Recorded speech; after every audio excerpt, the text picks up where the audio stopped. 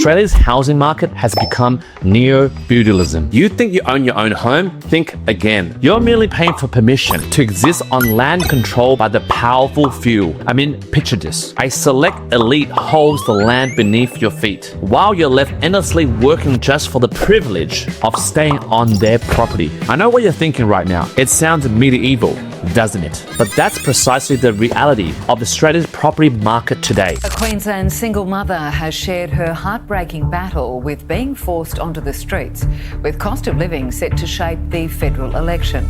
10 News First has obtained exclusive polling showing voters in some of the country's marginal seats don't believe the major parties are committed to solving the housing crisis. But that's precisely the reality of Australia's property market today. This isn't capitalism anymore, as you know it. It's something far darker, far more insidious. Again, this is my own humble opinion, and it's just a different perspective on where Australian housing is going. So today, we'll explore how Australia's housing market resembles medieval feudalism more than the free market capitalism that you think you're experiencing right now. We'll look at the powerful lords who control the land and housing. We'll also look at the precarious serfs trapped, renting, working tirelessly but never truly owning their own property. We'll also look at how government policies reinforce this feudal structure. We'll also look at what this means for you, your family, and future generations in medieval feudalism, which I will show you guys how society right now is structured around land ownership. Okay guys, let's start. In medieval feudalism, society was structured around land ownership, and at the top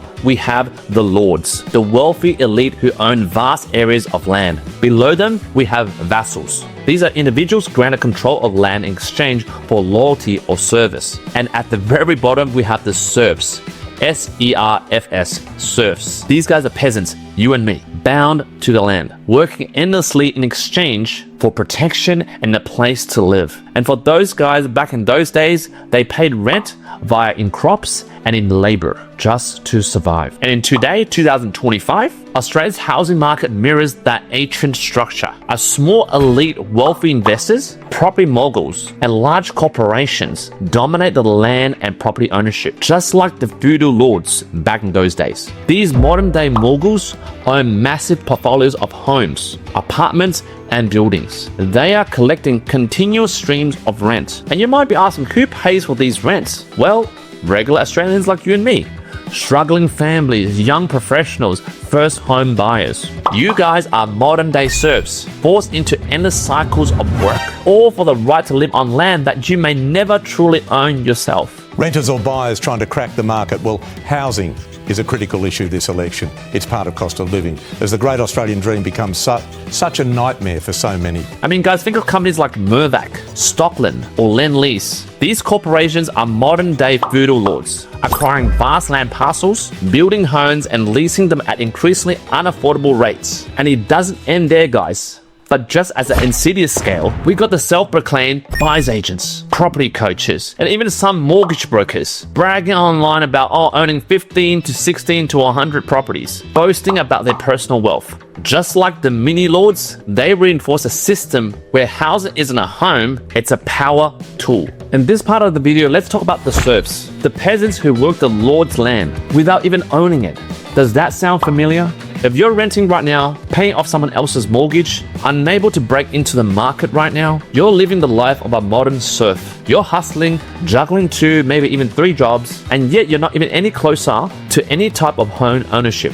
According to the Australian Bureau of Statistics, ABS, home ownership rates among Australians aged 25 to 34 have collapsed, from over 60% in the early 2000s to just 36% today. I mean, guys, that's not just a dip, that's a generational cliff dive. And you might be asking, what is the average mortgage repayments in capital cities right now? Based on ABS data, it's up more than 54% in the last 3 years. And if you look at the data closely, the national median house price on average is over $900,000. And with Sydney right now, it's past $1.3 million. And guys, here's the dark kicker. Homelessness is rising. The 2021 census reported over 120,000 Australians are homeless right now. And that number's growing, especially among older women and young people priced out of both ownership and rentals. And I see it every day, guys, as a mortgage broker, helping Aussies fight tooth and nail just to get approved. I spoke to a client last week and he had really good income, but it wasn't still enough. I spoke to another lady, she had a good deposit. Still, it wasn't enough. And why, you might ask? Because the system is bloody rigged against the average person. Because right now, it's not about how hard you work, it is about how much land you can control. So if you feel like treading water while the dream of home ownership drifts further away from you, I'm telling you right now, you're not imagining this. Welcome to Neo-Feudal Australia, guys. Now, in this part of the video, we are going to look at the role of the government over here. Because surely, they're here to help us, right? Wrong. I mean, governments are meant to protect the citizens of the country, right? But I'm telling you guys right now, in this Neo-Feudal Australia, when it comes to housing, they are protecting the landlords, not the people. I'm telling you right now, guys, the government are the architects of this modern feudal structure. I mean, I don't care. I'm going to name names over here right now. Just to roast Anthony Albanese and the Housing Minister Julie Collins, they're currently pushing the Help to Buy equity scheme and also his new no income cap 5% deposit program. I mean, from an outsider, that sounds really generous, right? But from an insider like myself that has been in the industry for more than 15 years, in a market where median house prices are over 900,000 right now, a 5% deposit doesn't solve the problem. It just basically hands buyers a ticket to deeper debt. And then on the other fence, let me roast Peter Dutton and Angus Taylor. They're proposing tax deductions on mortgage interest for first home buyers, up to $11,000 a year. But here's the catch, guys. These two policies from both sides are totally rubbish. They are handouts for the wealthy, and they're simply inflating the demand, not supply. I mean, guys, construction is already lagging. We are behind by 100,000 homes a year. So right now, Labor and the coalition, they're not dismantling the house caste system. They're simply cementing it in place. One feudal brick at a time. Now, right now, let's move on to techno-feudalism and the rise of digital landlords. Now, just as a disclaimer, guys, this is pretty dystopian stuff right now. I coined this techno-feudalism.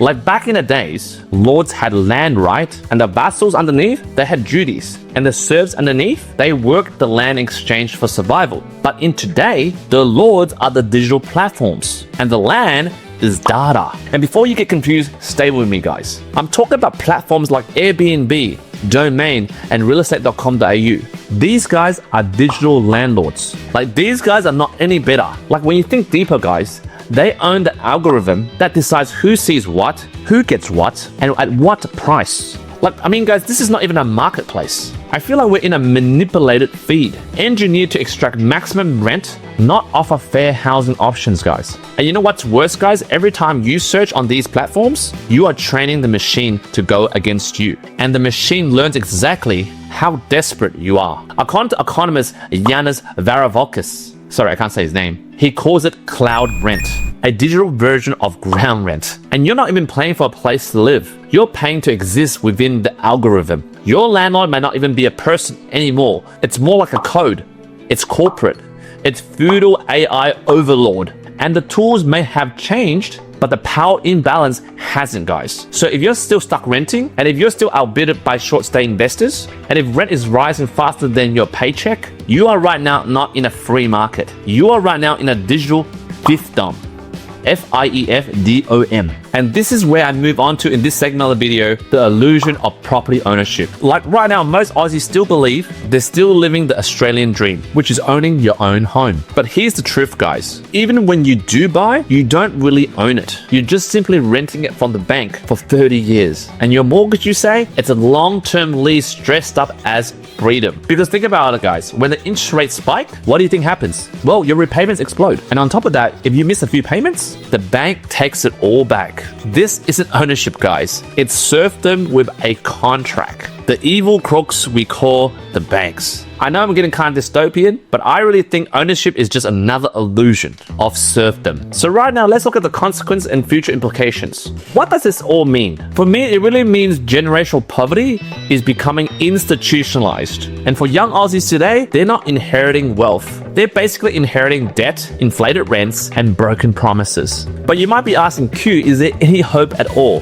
Well, here's the twist, guys. There's a few smart investors. Some of them, or most of them, are my clients. These guys are trying to break out of serfdom. Most of them are using leverage as a strategy. They're currently refinancing, cashing out from their property. They're currently leveraging the bank's money to buy investment properties and commercial real estates. And they're unemotional purchases. They're strategic moves, building cash flow, tax benefits, and capital growth. And these guys are entering the new elites of Aussies.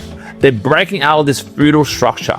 And you want to know something? You can do so too. All you need to do is understand how the system works and then break it. Remember guys, awareness is power, and power used wisely is your way out. So if you're done playing peasant in someone else's portfolio, what I suggest, not financial advisor, book a strategy call with me, either a 15-minute or 60-minute holistic consult with me. Let me turn your confusion into clarity, and let me turn your mortgage, which the bank thinks is a tool to control you, into a weapon. Because in this modern feudal landscape right now, you either take control or you remain controlled. And at the end of the day, the choice is yours, guys. So guys, if you like this video, smash the like button, hit the subscribe button, hit the bell notification for future videos like this. And until next time, I'll see you in the next Property Roast.